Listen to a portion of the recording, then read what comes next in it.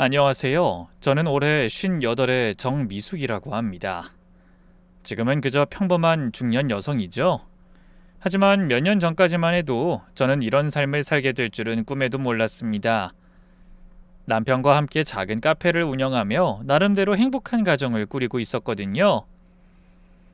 제 남편 준호 씨는 정말 따뜻한 사람이었어요. 처음 만났을 때부터 그랬죠. 소개팅으로 만났는데 첫 만남에서 비가 갑자기 쏟아졌어요. 우산도 없이 비를 맞고 있는데 준호 씨가 자기 재킷을 벗어 제 머리 위에 씌워주더라고요. 감기 걸리면 안 되잖아요. 전 괜찮으니까 이거 쓰고 가세요. 그러면서 환하게 웃던 모습이 아직도 눈에 선해요. 결혼하고 나서도 한결같았습니다. 매일 아침 출근하기 전에는 꼭 제 이마에 뽀뽀를 하고 나갔고 퇴근길에는 항상 제가 좋아하는 붕어빵이나 호떡을 하나씩 사왔죠. 여보, 오늘도 수고했어요. 이거 먹고 힘내. 별거 아닌 것 같아도 그런 작은 배려 하나하나가 저를 행복하게 만들었어요. 하지만 시댁과의 관계는 순탄하지 않았죠. 결혼 3년차부터 시어머니는 노골적으로 압박하기 시작했어요. 아직도 소식이 없니? 병원은 가봤어? 우리 준호가 장남인데 대를 이어야 하지 않겠니? 병원 검사 결과 저나 남편이나 특별한 문제는 없었지만 아이는 생기지 않았습니다. 그럴 때마다 시어머니의 눈초리는 날카로워졌고 시누이들의 수근거림도 심해졌죠. 언니, 혹시 무슨 문제 있는 거 아니에요? 명절 때마다 가족 모임 때마다 그런 말들이 반복됐습니다. 하지만 남편은 단 한 번도 저를 탓하지 않았어요. 여보, 우리 둘이 행복하면 그걸로 충분해. 아이는 있으면 좋고 없어도 괜찮아. 엄마가 뭐라고 하셔도 신경 쓰지 마. 내가 다 막을게. 실제로 시어머니가 직접적으로 절 공격하려 할 때마다 준호는 방패가 되어줬습니다. 엄마 제발 그만하세요. 미숙이가 얼마나 마음고생하는데요. 대이으라고 결혼한 게 아니에요. 사랑해서 한 거예요. 그럴 때마다 시어머니는 유난도 그런 유난이 없다면서 못마땅한 표정으로 입을 다물곤 했죠. 카페도 둘이서 함께 만든 보금자리였어요. 여보, 우리 나중에 작은 카페 하나 차리면 어떨까? 좋지. 당신이 커피 내리고 난 디저트 만들고. 그 꿈을 이루기 위해 둘이서 열심히 돈을 모았고 드디어 작은 카페를 열었을 때 얼마나 기뻤는지 몰라요. 개업 첫날 남편은 제 손을 꼭 잡으며 말했어요. 여보, 우리가 해냈어. 이제 시작이야. 앞으로 더 행복해지자. 그런데 2년 전 그날 모든 게 한순간에 무너져 내렸습니다. 여보, 나 오늘 좀 늦을 것 같아. 거래처에서 급한 일이 생겼대. 그게 남편이 제게 남긴 마지막 말이었죠. 그날 밤 빗길에 과속하던 화물차가 중앙선을 넘어 남편의 차를 그대로 들이받았습니다. 병원에 도착했을 때는 이미 남편은 차가운 주검이 되어 있었죠. 장례식장은 그야말로 아수라장이었습니다. 시어머니는 남편의 시신을 부여잡고 통곡하셨고 시누이들은 절 노려보며 수근거렸습니다. 언니가 재촉해서 일찍 오다 그런 거 아니에요? 그런 말 신경 쓸 정신도 없었습니다. 전 그저 멍하니 앉아있을 뿐이었죠. 남편이 없는 세상이 실감나지 않았고 앞으로 어떻게 살아가야 할지 막막하기만 했죠. 그런데 49제도 채 끝나지 않은 어느 날 시어머니가 불쑥 집으로 찾아오셨습니다. 정미숙, 너 이제 우리 집안 사람 아니야. 첫마디부터 차가웠습니다. 어머님, 그게 무슨 말씀이세요? 내 아들 없는데 네가 왜 우리 집 며느리야? 이 집 명의도 우리 아들 앞으로 되어 있고 카페도 마찬가지야. 다 정리해서 나가. 청천벽력 같은 말이었습니다. 저는 울먹이면서 어떻게든 버티려 했어요. 어머님, 저도 이 집을 위해 15년을 살았어요. 카페도 제가 함께 일궈낸 거고요. 그래? 그럼 네 이름으로 된 거 하나라도 있어? 다 우리 아들이 번 돈으로 산 거잖아. 시누이들도 거들었습니다. 언니, 이제 정리하고 새 출발하는 게 서로 좋을 것 같아요. 맞아요. 오빠도 하늘에서 그걸 바라실 거예요. 저는 믿을 수가 없었습니다. 15년을 한 가족으로 살았는데 남편이 죽자마자 이렇게 돌변하다니요. 어머님, 그래도 이건 아니잖아요. 제가 어디로 가란 말이에요? 그건 네가 알아서 할 일이지. 친정도 있을 거 아니야. 친정이라.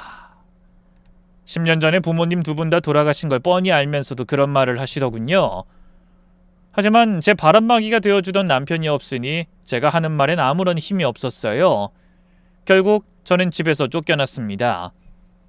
옷 몇 벌과 얼마 안 되는 현금만 챙겨서 나올 수밖에 없었죠. 그나마 제 명의로 된 적금 하나가 있어서 다행이었습니다. 처음엔 작은 원룸을 얻어 지냈습니다. 카페에서 일한 경력으로 어디든 취직할 수 있을 거라 생각했지만 현실은 녹록지 않았죠.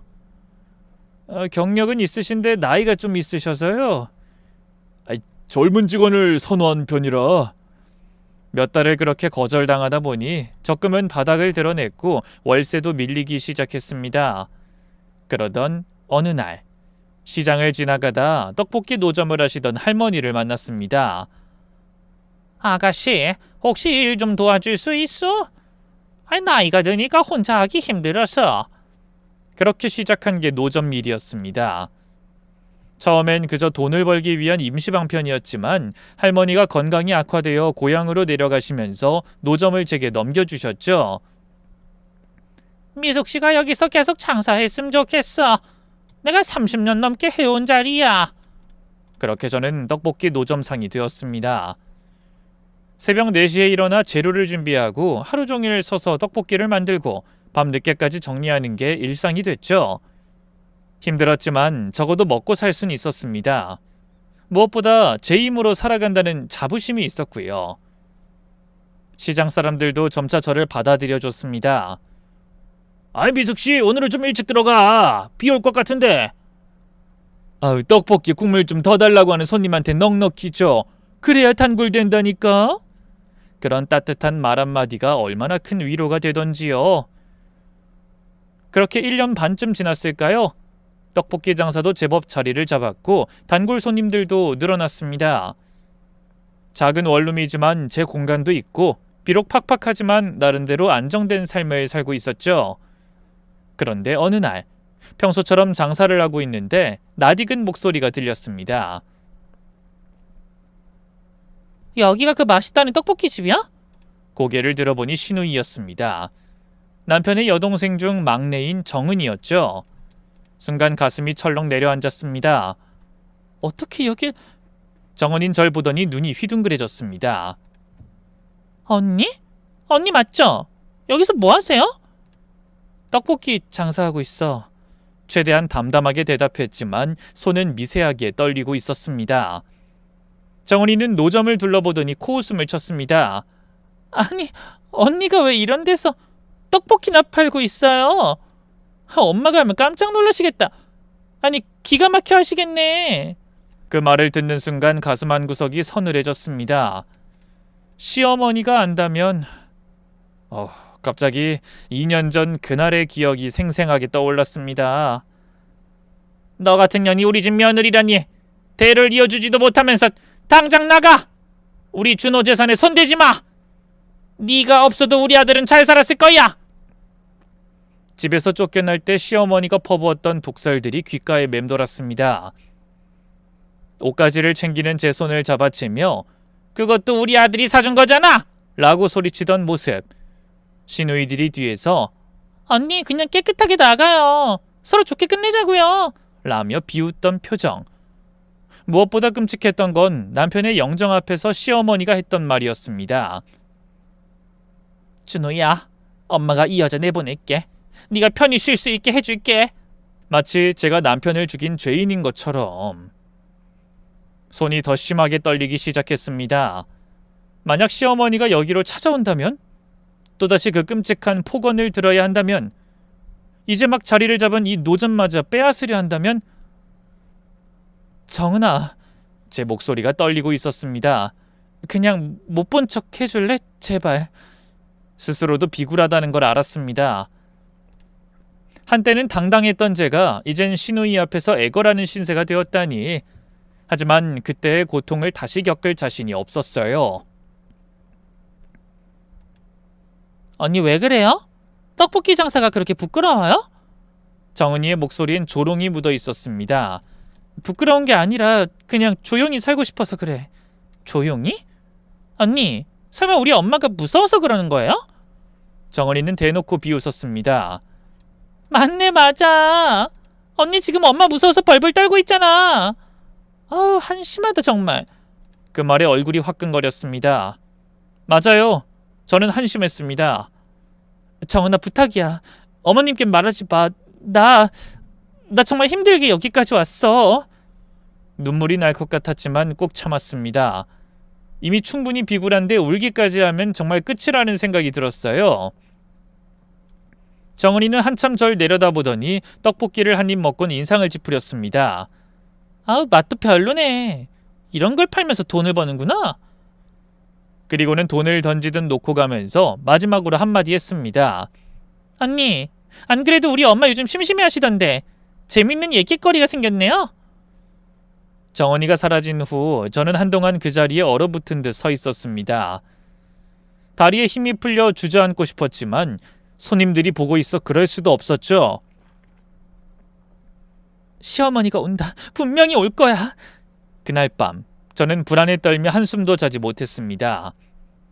문 두드리는 소리만 들려도 심장이 쿵쾅거렸고 핸드폰이 울릴 때마다 화들짝 놀랐어요. 이렇게 살 바에야 차라리... 순간 극단적인 생각까지 들었지만 고개를 저었습니다. 아니야, 내가 왜? 내가 뭘 잘못했다고?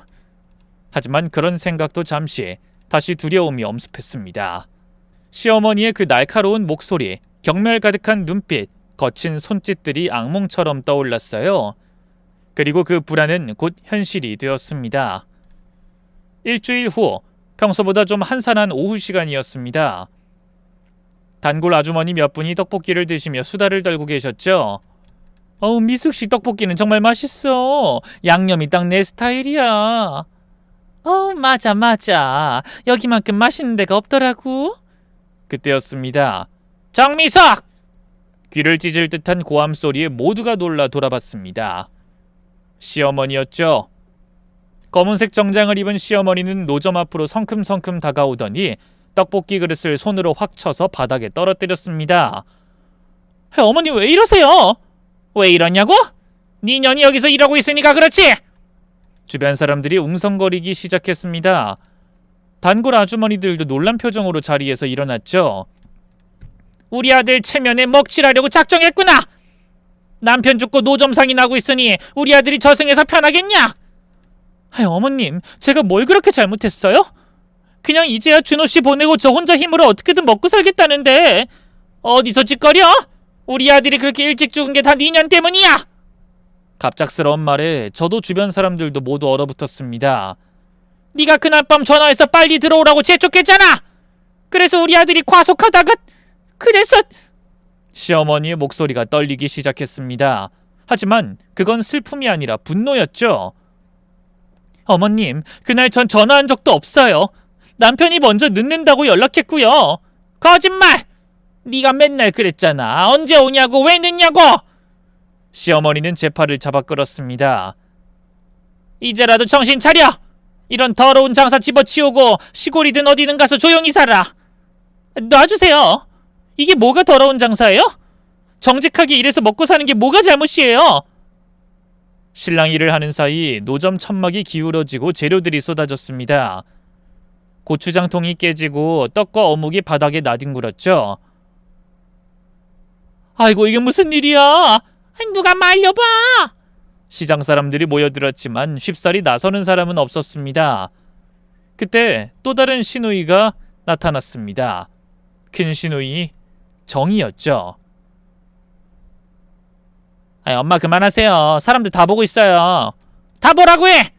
인연이 우리 집안 망신시키는 거 다 보라고 해! 정이는 절 차갑게 쳐다보며 말했습니다. 언니도 참... 굳이 이런 데서 장사를 해야 했어요? 다른 일도 많은데... 그래, 카페에서 일했으면 다시 카페로 가던가! 왜 하필 노점이야? 두 사람의 공격에 저는 할 말을 잃었습니다. 무엇보다 억울했던 건 제가 남편의 죽음에 대해 죄책감을 느껴야 한다는 그들의 주장이었죠. 저는 저는 잘못한 게 없어요. 남편을 누구보다 사랑했고 그 사람이 죽은 후로도 계속 그리워하고 있어요. 눈물이 났지만 울고 싶지 않았습니다. 이 사람들 앞에서 약한 모습을 보이고 싶지 않았어요. 사랑? 네가 사랑을 알아? 진짜 사랑했으면 우리 아들이 그렇게 죽었겠냐? 시어머니는 제 앞치마를 잡아당겼습니다. 이거 벗고 당장 여기서 나가! 다시는 이 동네 얼씬도 하지 마! 안 돼요. 이건 제 생계예요. 어머님이 뭔데 제 인생을 이렇게 망치세요? 제가 소리를 지르자 시어머니도 더욱 격해졌습니다. 손을 들어 제 뺨을 때리려는 순간이었죠. 이 못된 년이! 시어머니의 손이 제 뺨을 향해 날아오는 순간이었습니다. 딱! 예상치 못한 소리에 모두가 얼어붙었습니다. 시어머니의 손목을 누군가가 잡아챈 것이었죠. 아줌마 뭐 하시는 거예요? 낯선 여자의 목소리였습니다. 30대 초반으로 보이는 단정한 차림의 여성이 시어머니의 손목을 꽉 잡고 있었어요. 누구야? 네가 뭔데 참견이야? 시어머니가 손을 빼려고 발버둥 쳤지만 그 여자는 놓아주지 않았습니다. 참견이요? 백주대낮에 폭행하려는 걸 보고도 가만히 있으란 말이에요? 폭행? 내가 내 며느리 교육시키는데 네가 뭔 상관이야? 며느리요? 방금 전에 집안 사람 아니라고 하지 않으셨어요? 그 말에 시어머니의 얼굴이 불그락푸르락 변했습니다. 너 누구야? 감히 어른한테 이런 식으로... 전 이 떡볶이집 단골 손님이에요. 그리고 무엇보다 그 여자는 시어머니의 손목을 놓으며 가방에서 명함을 꺼냈습니다. 강유진 변호사입니다. 폭행 미수 현장을 목격했으니 필요하면 증인이 되어드릴 수도 있고요. 변호사라는 말에 주변이 술렁였습니다. 시누이들도 당황한 표정으로 서로를 바라봤죠. 변호사? 시어머니의 목소리가 작아졌습니다. 네. 그리고 방금 들은 바로는 고인의 사망에 대해 유족에게 책임을 전가하고 재산을 탈취한 정황도 있는 것 같은데 이건 좀 더 자세히 들여봐야겠네요. 강효진 변호사는 절 돌아보며 조용히 물었습니다. 괜찮으세요? 경찰 부르실래요? 저는 아직도 상황이 믿기지 않아 멍하니 서 있었습니다. 누군가 저를 위해 나서주다니. 그것도 전혀 모르는 사람이... 아니 그게 아니라... 시어머니가 변명하려 했지만 강 변호사는 단호했습니다. 뭐가 아니라는 거죠? 다들 봤잖아요. 노점 뒤집어 엎고 폭언하고 때리려고 했고. 그때 시장 사람들이 하나둘 거들기 시작했습니다. 맞아요. 우리 다 봤어요. 미숙씨가 얼마나 성실하게 장사하는데 왜 이러시는 거예요? 아니 남의 생업을 이렇게 망쳐놓으면 어떡해요? 생선가게 사장님도 나서셨습니다.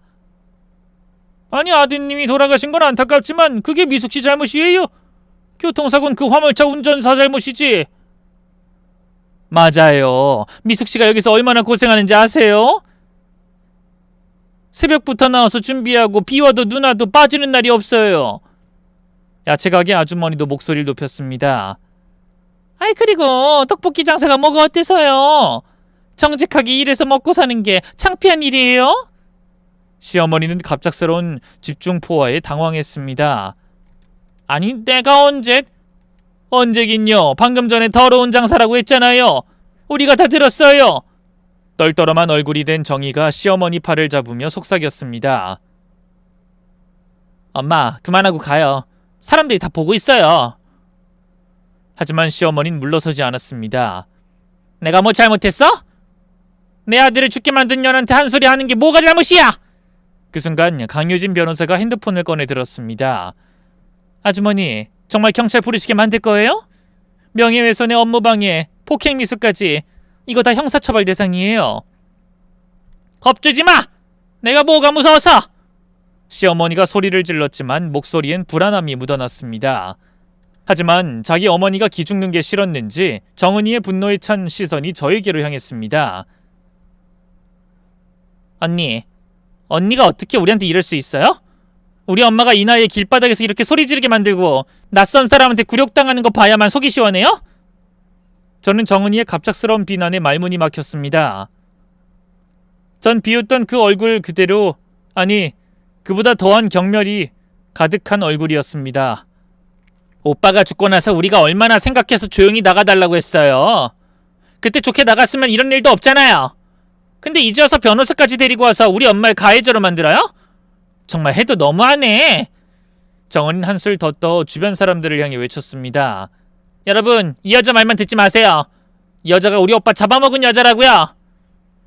이 여자가 맨날 오빠 닥달해서 그날도 비 오는데 빨리 오라고 재촉해서 우리 오빠가 죽은 거라고요. 저는 그 순간 세상이 무너지는 것 같았습니다. 마지막 남은 한 가닥의 이성이라도 붙잡고 있을 줄 알았던 정은이마저 어머니와 똑같은 말을 똑같은 얼굴로 내뱉고 있었습니다. 모녀는 똑같이 도끼 오른 눈으로 저를 쏘아보며 한편이 되어 절 공격했습니다. 충격적인 장면에 시장 사람들이 경악하며 웅성거렸습니다. 세상에, 저 딸 좀 봐. 어미랑 딸이 쌍으로 사람을 잡아. 아무리 그래도 죽은 사람 핑계를 저렇게 대나? 저는 정은이를 믿을 수 없다는 눈으로 바라봤습니다. 일말의 죄책감은커녕 오히려 모든 것을 제 탓으로 돌리는 그 모습에 온몸에 힘이 빠져나갔습니다. 이제 저들에게 저는 남편 잡아먹은 죄인일 뿐이었습니다. 그때 잠시 물러나서 지켜보고 있던 강효진 변호사가 다시 나섰습니다. 자, 좋은 말씀 해주셨네요. 이제 상황이 더 명확해졌어요. 미숙씨, 제가 도와드릴게요. 이런 부당한 일을 당하고도 참고만 계시면 안 돼요. 아니, 저는... 제가 망설이자 변호사는 명함을 건넸습니다. 오늘은 일단 여기서 정리하고 나중에 저한테 연락 주세요. 2년 전 일이라도 아직 늦지 않았어요. 재산분할 청구도 가능하고 오늘 일로 고소도 할 수 있어요. 시어머니가 파랗게 질렸습니다. 고소? 내가 뭘? 폭행미수, 업무방해, 명예훼손, 그리고... 강효진 변호사는 시어머니를 똑바로 보며 말했습니다. 재산 갈취 혐의도 검토해 볼 수 있겠네요. 재산 갈취라니! 내 아들 재산은 내가 관리하는 게 뭐가 잘못이야? 아드님이 돌아가셨다고 해서 배우자의 상속권이 사라지는 게 아닙니다. 법적으로 미숙 씨에게도 권리가 있어요. 이 말에 시어머니는 할 말을 잃었습니다. 정희가 다급하게 나섰습니다. 엄마, 일단 가요. 여기서 이러시면 정말 일 커져요. 결국 그들도 어쩔 수 없었는지 시어머니와 시누이는 한 발 물러서더군요. 하지만 시어머니는 마지막까지 도끼 어린 눈으로 절 노려봤습니다. 너 차에 살아봐라. 두고 보자. 위협적인 말을 남기고 시어머니는 딸들에게 이끌려 자리를 떠났습니다. 하지만 몇 걸음 가다 다시 돌아서더니 외쳤습니다. 다들 잘 들어. 전현이 우리 아들을 죽였어. 전현 때문에 내 아들이... 아이, 엄마! 정은이가 황급히 시어머니를 끌고 사라졌습니다. 그들이 떠난 후 시장은 다시 조용해졌습니다. 바닥에 널브러진 떡볶이 재료들이 처참하게 놓여 있었죠. 괜찮으세요? 강효진 변호사가 조심스럽게 물었습니다. 전 그제야 다리에 힘이 풀려 그 자리에 주저앉았습니다. 참았던 눈물이 왈칵 쏟아졌어요. 아이고, 미숙씨. 힘내요. 우리가 다 봤어요. 그런 시어머니 든 게 죄지. 미숙씨가 뭘 잘못했어요. 시장 사람들이 하나둘 다가와 절 위로했습니다. 누군가는 바닥에 떨어진 재료들을 줍기 시작했고 누군가는 새 고추장을 가져다 줬어요. 울지 마요. 오늘부터 새로 시작하면 돼요. 맞아, 우리가 다 도와줄게. 그때 생선가게 사장님이 큰 소리로 말했습니다. 야, 다들 들어! 오늘부터 누구든 미숙씨 괴롭히러 오면 우리가 가만 안 둔다. 그럼 우리가 지켜줄게요. 미숙씨는 우리 시장 식구야. 그 따뜻한 말들에 저는 더욱 서럽게 울었습니다. 2년 만에 처음으로 제 편이 되어주는 사람들을 만난 것 같아서요. 하지만 마음 한구석에서는 불안이 스멀스멀 올라왔습니다. 시어머니가 가만히 있을까? 또 무슨 일을 꾸밀까? 강효진 변호사가 제 어깨에 손을 얹었습니다. 미숙씨, 이제 혼자가 아니에요. 제가 도와드릴게요. 그리고... 그녀는 주변을 둘러보며 미소 지었습니다. 이렇게 많은 분들이 미숙씨 편이잖아요. 더 이상 두려워하지 마세요. 그 말에 고개를 들어보니 정말로 많은 사람들이 저를 따뜻한 눈빛으로 바라보고 있었습니다. 그런데 그날 밤 사람들의 응원을 받고 집으로 돌아온 저를 기다리고 있던 건 또 다른 악몽이었습니다. 집에 돌아와 현관문을 여는 순간 이상한 느낌이 들었죠. 분명히 잠그고 나갔는데 문이 살짝 열려 있었던 거죠. 조심스럽게 안으로 들어서자 집안이 엉망진창이 되어 있었습니다. 서랍은 다 열려 있었고 옷장은 뒤집어져 있었으며 부엌 찬장까지 모조리 열려 있었어요. 도둑이 들었나? 떨리는 손으로 불을 켜고 확인해보니 이상하게도 없어진 물건은 없었습니다. TV도 노트북도 현금을 넣어둔 봉투도 그대로였어요. 대신 식탁 위에 A4 용지 한 장이 놓여 있었습니다. 떨리는 손으로 종이를 들어 읽기 시작했죠. 정미숙에게 경고한다. 오늘 일로 끝났다고 생각하지 마라. 네가 숨겨놓은 우리 아들 재산 다 찾아낼 거다. 변호사고 뭐고 다 소용없다. 넌 결국 길바닥에서 거지처럼 죽을 거다. 네가 죽인 준호의 어머니가. 손이 떨려 종이를 놓칠 뻔했습니다. 시어머니가 직접 우리 집에 침입했다는 사실이 너무나 충격적이었어요. 경찰에 신고해야 하나? 아니야, 증거도 없고. 시어머니 정말 미친 건가? 처음엔 그저 말로만 위협하는 줄 알았습니다. 하지만 다음 날부터 시작된 일들은 제 예상을 완전히 벗어났어요. 다음 날 아침, 평소처럼 노점을 준비하고 있었습니다. 떡볶이 육수를 끓이고 어묵을 꽂고 김밥을 썰어놓고 있는데 여기 앉아도 되나? 굵직한 남자 목소리에 고개를 들어보니 팔뚝에 문신이 가득한 남자가 서 있었습니다.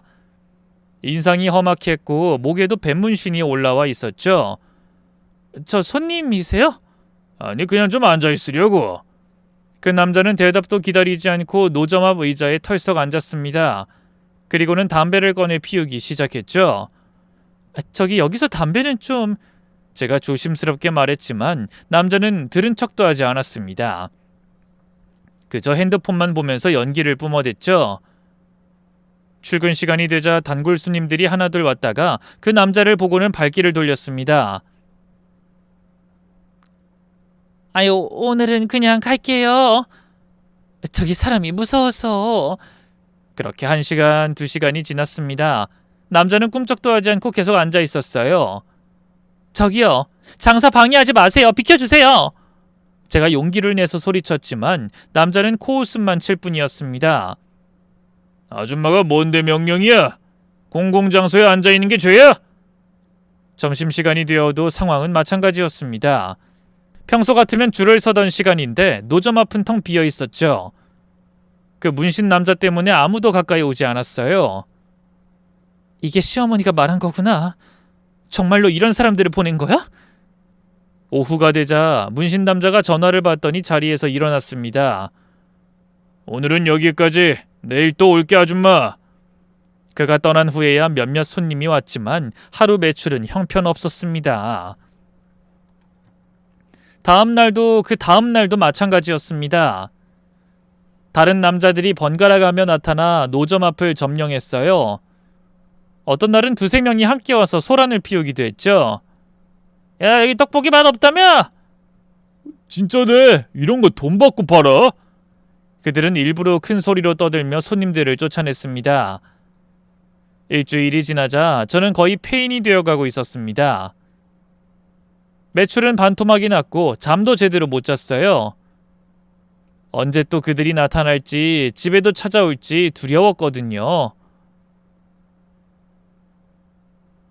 도대체 시어머니가 이런 사람들을 어디서 구한 거지? 문득 떠오르는 기억이 있었습니다. 3년 전쯤이었나? 막내 시누이 정은이가 문신 있는 남자를 집에 데려온 적이 있었어요. 엄마, 제 남자친구예요. 뭐? 너 이런 양아치랑 사귀는 거야? 시어머니는 펄쩍 뛰며 반대했었죠. 당장 헤어져! 우리 집안에 이런 건달은 안 돼! 하지만 정은이는 몰래 그 남자를 계속 만났던 것 같았어요.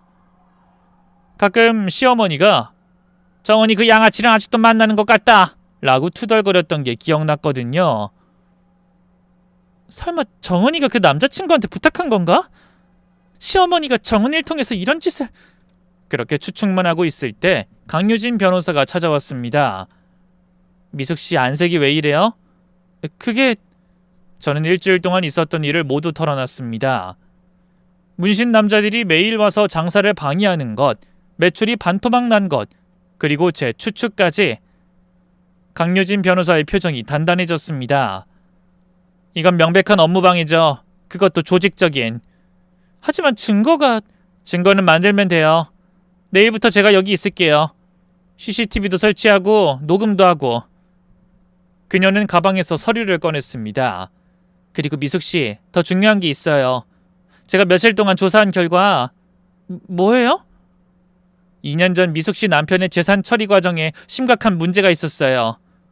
시어머니가 미숙씨 동의 없이 부동산을 처분했고 카페도 매각했죠. 네, 그거 전부 불법이래요. 배우자인 미숙씨가 상속 1순위인데 동의 없이 처분한 건 횡령이나 마찬가지죠. 제 가슴이 뛰기 시작했습니다. 그럼 소송하면 충분히 되찾을 수 있어요. 그리고 그동안의 임대 수익까지 청구할 수 있고요. 희망이 보이기 시작했습니다. 하지만 동시에 두려움도 밀려왔어요.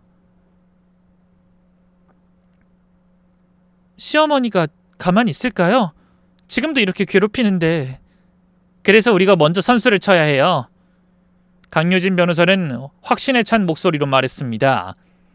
내일 당장 가처분 신청 들어갈 거예요. 시어머니가 재산을 더 처분하지 못하도록. 그리고 형사고소도 동시에 진행하고요. 형사고소요? 주거침입, 협박, 업무방해, 그리고 재산 횡령. 이 정도면 충분히 실형도 가능해요. 다음 날 아침, 강효진 변호사는 약속대로 노점 근처에서 대기했습니다.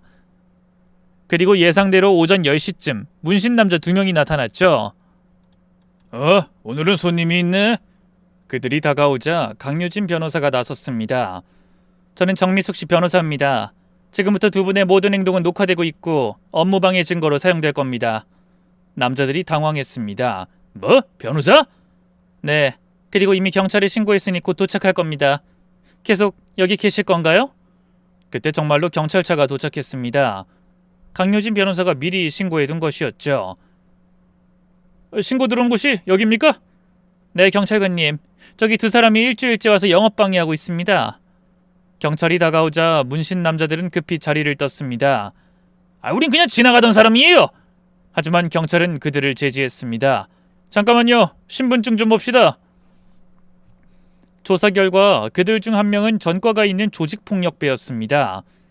경찰은 즉시 그들을 연행했죠. 미숙씨, 이제 시작이에요.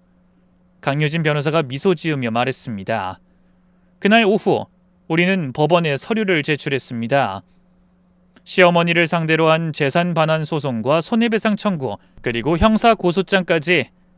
그리고 이틀 후 예상치 못한 전화가 걸려왔습니다. 정은이었어요. 언니 저 정은이에요. 목소리가 울먹이고 있었습니다. 무슨 일이야? 언니 제발 고소 취하해주세요. 네? 갑작스러운 부탁에 당황했습니다. 정은아, 그게 무슨... 언니, 우리 엄마 때문에 저희도 죽겠어요. 진짜로요. 제 남자친구가 그 사람이 이번에 또 들어가면 형이 세게 나온대요. 5년은 살아야 한대요. 정은이는 울먹이며 말을 이어갔습니다.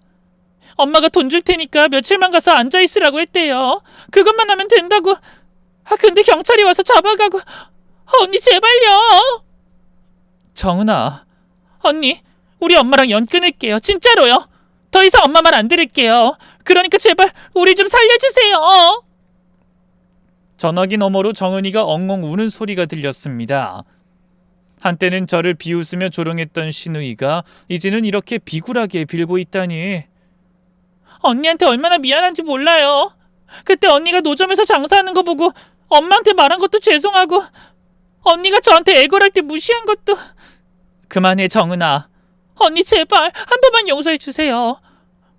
내 남자친구 전과 오범이에요. 이번엔 진짜 실형이래요. 제가 무릎이라도 꿇을게요. 정은이의 처절한 애원이 계속됐습니다. 엄마가 미쳤어요. 언니한테 복수한다고 내 남자친구 친구들까지 동원했어요. 근데 그 사람들이 다 경찰에 잡혀서 이제 내 남자친구도 끝이에요. 저는 한동안 말이 없었습니다. 복잡한 감정이 밀려왔죠. 정은아, 네 엄마가 나한테 한 짓을 알아? 알아요. 다 알아요. 언니 집에 침입한 것도 협박 편지 쓴 것도. 그런데도 엄마 편을 들었잖아. 죄송해요. 정말 죄송해요. 저도 엄마가 무서웠어요. 엄마 말 안 들으면 저한테도 난리를 치니까. 정은이는 흐느끼며 말했습니다. 언니, 이제 정말로 엄마랑 연 끊을게요. 큰언니도 엄마 때문에 지쳤대요. 우리 다 엄마한테서 벗어나고 싶어요. 정은아, 제발요 언니. 한 번만 기회 주세요. 고수 취하해 주시면 정말 다시는 언니 앞에 나타나지 않을게요. 엄마도 못 오게 막을게요. 전화를 끊고 나서 저는 깊은 생각에 빠졌습니다. 강유진 변호사와 상의해야 할 것 같았어요. 변호사님, 정은이한테 전화가 왔어요. 상황을 설명하자 강유진 변호사가 말했습니다. 미숙씨, 이건 미숙씨가 결정하실 일이에요. 다만, 네? 형사고소는 취하하더라도 민사는 계속 진행하는 게 좋을 것 같아요. 미숙씨의 정당한 권리는 찾아야죠. 그날 밤, 저는 정은이에게 단문을 보냈습니다. 형사고소는 취하할게. 대신 조건이 있어. 시어머니가 내 재산에 대해 더 이상 이의 제기하지 않는다는 각서를 써야 해. 그리고 다시는 나타나지 마. 정은이의 답장은 빨랐습니다. 언니 고마워요. 정말 고마워요. 엄마한테 말할게요. 각서든 뭐든 다 할게요. 며칠 후 시어머니가 보낸 각서가 도착했습니다. 떨리는 글씨로 쓰여 있었죠. 본인은 며느리 정미숙 씨에 대한 모든 권리를 포기하며 김준호의 재산에 대한 어떠한 이의도 제기하지 않겠습니다. 또한 앞으로 정미숙 씨에게 접근하지 않을 것을 서약합니다. 그 아래 시어머니의 도장이 찍혀 있었습니다. 각서를 받은 후 저는 처음으로 마음이 가벼워지는 것을 느꼈습니다. 2년 동안 짓눌렸던 무거운 짐을 내려놓은 것 같았어요. 강유진 변호사와 함께 민사소송을 진행한 결과는 예상보다 좋았습니다. 법원은 시어머니가 불법적으로 처분한 재산에 대해 반환 명령을 내렸고 그동안의 임대 수익까지 배상하라고 판결했죠. 미숙 씨 축하드려요. 이제 정당한 권리를 찾으셨네요. 강유진 변호사가 미소 지으며 말했습니다. 집과 카페 건물의 절반에 해당하는 지분과 함께 2년간의 임대료까지 갑자기 큰 돈이 생긴 것이었죠. 하지만 저는 그 돈으로 화려한 삶을 살 생각은 없었습니다. 대신 조용히 제 삶을 재건하기로 했어요. 우선 노점을 정리했습니다. 시장 사람들은 아쉬워했지만 저는 새로운 시작이 필요했어요. 미숙 씨 정말 가는 거야? 네, 이제 다른 일 해보려고요. 야채가게 아주머니가 눈물을 글썽이며 말했습니다. 그동안 고생 많았어. 앞으로는 좋은 일만 있을 거야. 생선가게 사장님도 아쉬운 표정이었죠. 언제든 놀러와. 우린 영원한 시장 식구니까.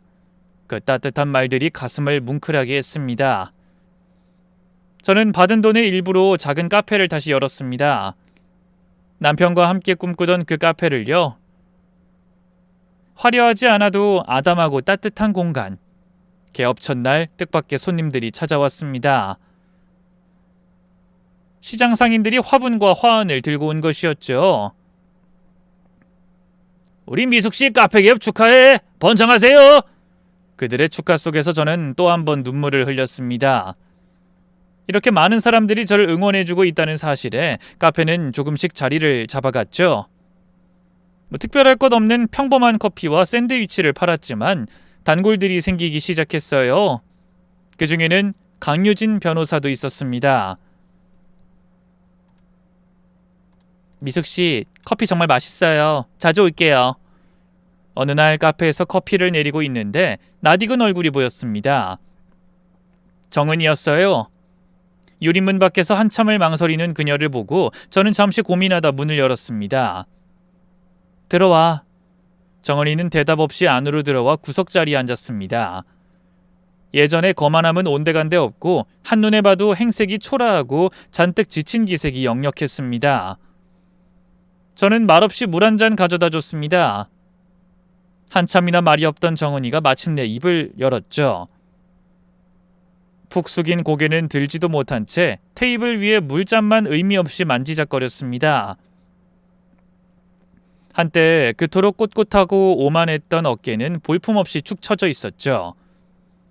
그녀는 입술을 몇 번이고 달싹였지만 목구멍에 커다란 돌이라도 걸린 듯 차마 목소리는 터져나오지 않았습니다. 마침내 모든 것을 포기한 듯한 작은 한숨과 함께 모기만한 목소리가 새어나왔습니다.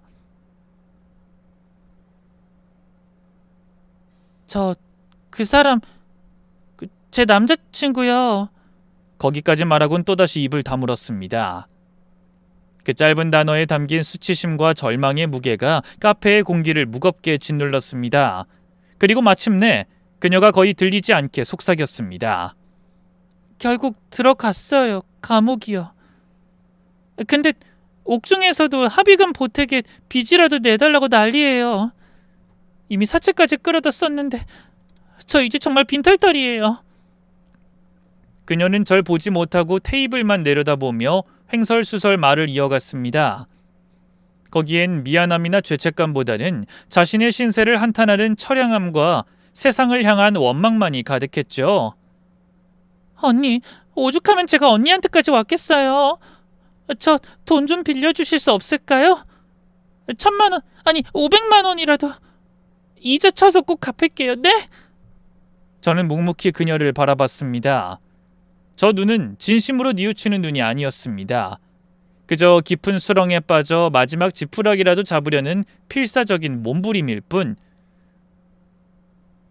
여기에 돈을 빌려주는 것은 저 수렁으로 함께 끌려 들어가는 것과 같았습니다. 남편의 죽음 이후 제가 피로써 배운 교훈이었죠. 저는 자리에서 일어나 계산대로가 지갑에서 10만 원을 꺼냈습니다. 그리고 그녀의 앞에 조용히 내밀었습니다. 빌려줄 순 없어. 이건 그냥 가져가. 이걸로 며칠이라도 따뜻한 밥 챙겨 먹어. 그것은 제가 베풀 수 있는 마지막 관대함이자 동정이었습니다. 정원이는 테이블 위에 10만 원과 제 얼굴을 번갈아 보더니 싸늘하게 굳은 얼굴로 물었습니다. 뭐예요 지금? 지금 나 동냥이에요? 내가 거지예요? 이까지 돈 받으려고 내가 자존심 다 버리고 여기까지 온 줄 알아요? 순간 정원이의 눈빛이 예전 시장에서 절 몰아붙이던 그 도끼 어린 눈빛으로 돌아왔습니다. 그녀는 자리에서 벌떡 일어나더니 제게 고함을 질렀죠. 그래, 넌 좋겠다. 우리 오빠 재산 다 차지하고 이렇게 번듯한 가게 차려서 사모님 소리 들으니까. 난 이렇게 비참하게 사는데 넌 행복해서 좋냐고? 정원인 테이블 위에 10만 원을 거칠게 움켜쥐어 구긴 뒤 제 발치에 던져버렸습니다. 더러워서 안 받아. 너 같은 건데 구걸하느니 차라리 굶어 죽고 말지. 그녀는 이를 갈며 절 노려보더니 쿵소리가 나게 문을 박차고 나가버렸습니다. 저는 바닥에 내동댕이 쳐진 구겨진 지폐 2장을 한참 동안 내려다봤습니다. 분노도 슬픔도 느껴지지 않았습니다. 그저 차갑고 완전한 끝을 실감할 뿐이었습니다. 저는 조용히 허리를 숙여 돈을 주워 먼지를 털어냈습니다. 그리고 계산대 옆에 놓아둔 부르이웃 돕기 성금함에 그 돈을 넣었습니다. 카페 창밖 거리에는 여전히 봄볕이 따스하게 내리쬐고 있었습니다. 이제 저들의 세상과 나의 세상은 완전히 분리되었다는 안도감이 조용히 밀려왔죠. 2년 전 남편을 잃고 집에서 쫓겨났을 땐 세상이 끝난 줄 알았습니다. 시어머니의 괴롭힘에 시달리며 노점에서 떡볶이를 팔 때도 언제쯤 이 고통이 끝날까 막막했죠. 하지만 지금 저는 여기 있습니다.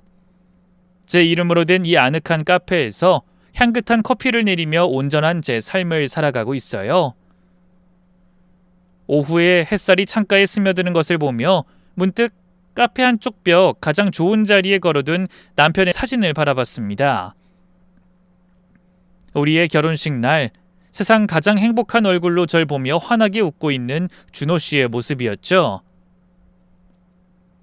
사진을 보고 있으니 첫 카페를 열고 얼마 안 됐을 때가 떠올랐습니다. 깐깐한 손님에게 억울한 핀잔을 듣고 주방 구석에서 남몰래 눈물을 훔치던 날이었어요. 그때 남편이 조용히 다가와 제 등을 토닥여줬죠. 우리 자기 왜 울어? 속상한 일 있었어? 내가 잘할 수 있을까?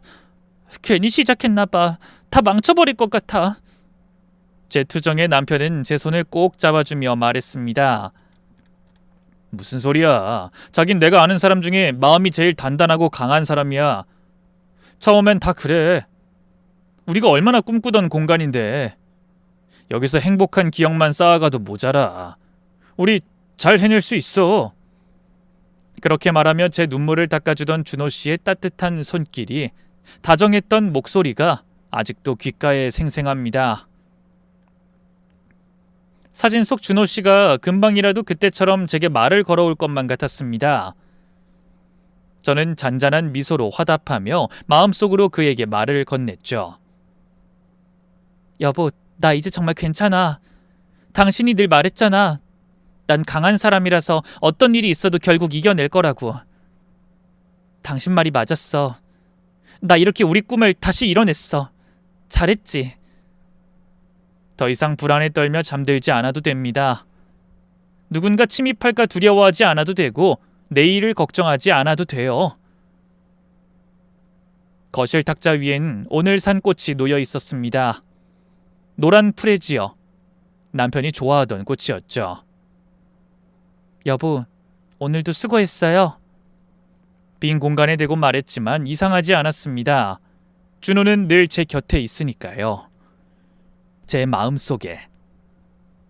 창밖으로 별이 빛나는 밤하늘이 보였습니다. 언젠가 남편이 말했었죠. 여보, 우리가 헤어지더라도 같은 별을 보고 있을 거야. 그러니까 외롭지 않을 거야. 그때는 그저 로맨틱한 말이라고 생각했는데 이젠 그 의미를 알 것 같아요. 전 이제 혼자가 아닙니다. 남편의 사랑이, 시장 사람들의 우정이, 그리고 새롭게 만난 인연들이 저와 함께하고 있으니까요. 내일은 또 어떤 하루가 펼쳐질까요? 어떤 손님이 카페를 찾아올까요? 어떤 이야기를 나누게 될까요? 그 모든 게 기대됩니다. 이젠 두렵지 않아요. 왜냐하면 전 이미 가장 큰 싸움에서 이겼으니까요. 저 자신을 지켜냈으니까요. 그리고 그것이야말로 진정한 승리라는 것을 이제는 압니다. 그리고 혹시 지금 비슷한 상황에 계신 분이 있다면 포기하지 마세요. 당신도 할 수 있습니다. 당신도 당신의 삶을 되찾을 수 있어요. 이것이 제 이야기입니다. 긴 이야기 들어주셔서 감사합니다.